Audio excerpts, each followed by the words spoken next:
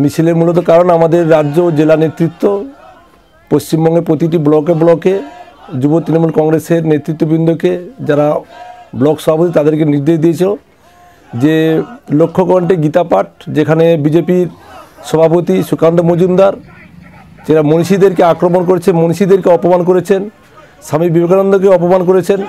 স্বামী বিবেকানন্দ যুব সমাজের অগ্রজ পথ প্রদর্শক, তার দেখানো পথে যুব সমাজ এগিয়ে চলে, তাকে বারবার আক্রমণ করেছেন।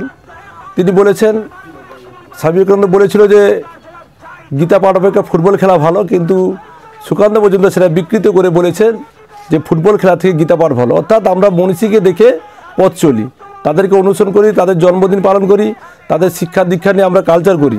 কিন্তু বিজেপি বর্তমান পশ্চিমবঙ্গে থেকে ভারতবর্ষের শিক্ষা সংস্কৃতি কালচারকে ধূলিসাৎ করছে, এর প্রতিবাদে আমরা আজ পথে নেমেছি। আজকে আমাদের সঙ্গে নেতৃত্বে পা মিলেছিল আমাদের বিধায়ক সোমেন মহাপাত্র, সোমনাথ বেরা, ব্লক সভাপতি এবং জেলা নেতৃত্ব, অনেকে আমরা মুখে পা মিলেছিল। নাম কি দেওয়া হয়েছে? মিছিলে আমাদের ধিক্কার ও প্রতিবাদ মিছিল। আজকে কি এই ব্লক এলাকায় প্রথম না লাগা হয়েছে? না, আমরা বিগত দিনেও মিছিল করেছি। আমরা 100 দিনের কাজের টাকা, গরিব মানুষের আবাস প্লাসের টাকা যাতে পায় সেজন্য আমরা আন্দোলন করেছি। আমরা প্রতিনিয়ত মাঠে ঘাটে পথে আছি, সাধারণ গরিব মানুষ যাতে বাংলায় সুফল পায়, উন্নয়ন পায়, সেটা আমরা সবসময় মাঠে আছি তাদের জন্য। আমাদের আগামী দিনে চিন্তাভাবনা আছে যে মুখ্যমন্ত্রী মমতা বন্দ্যোপাধ্যায় দিল্লি গিয়েছিল গরিব মানুষের 100 দিনের কাজের টাকা, আবাস প্লাসের টাকা ফিরে আনার জন্য। সেখানে নরেন্দ্র মোদীর সঙ্গে বৈঠক করেছেন, তিনি আশ্বাস দিয়েছেন উচ্চ পর্যায়ে বৈঠক করে সমস্যার সমাধান মিটিয়ে দেওয়ার জন্য।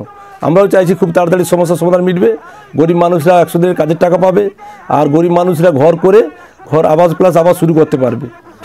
এই 24 তো লোকসভা নির্বাচন রয়েছে, কি ভাবছেন? 24 লোকসভা নির্বাচনে পশ্চিমবঙ্গে বিজেপি যেটা ভাবছে সেটা হবে না, কারণ আমাদের নেত্রী, আমাদের যা পথ প্রদর্শক, যে আমাদের অভিষেক বন্দ্যোপাধ্যায়, তিনার নির্দেশে আমরা কিন্তু 42 সিটে জিতার জন্য ঝাঁপাবো। অমিত শাহ যেটা আজকে বলে গেছে যে 35টা আসন তারা জিতবে, সেটা দিবা স্বপ্ন, পশ্চিমবাংলায় সম্ভব নয়। সেটা পশ্চিমবাংলায় একমাত্র তৃণমূল কংগ্রেস মানুষের সঙ্গে আছে, ছিল এবং থাকবে। আমার নাম শ্রী অমল কুমার বর্মন, তমলুক ব্লক যুব সভাপতি।